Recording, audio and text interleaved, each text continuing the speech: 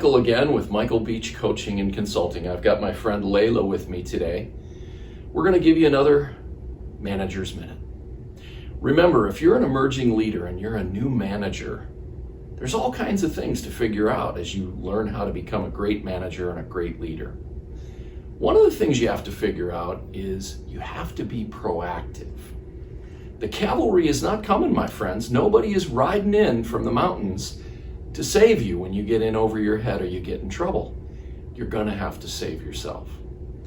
So if I'm you and I'm a new manager, I'm going to be trying to teach my team to embrace change, not to wait for it. I'm going to get out in front of it. I'm going to tell them why change is always going to come. It's going to be a constant, and we got to decide how we're going to handle it. When it gets here, we want to anticipate it, be ready for it, and turn it into an opportunity.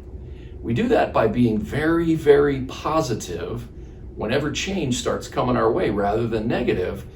And the second most important thing is we take action now, not later. Remember, the cavalry is not coming. You are the cavalry. See you next time.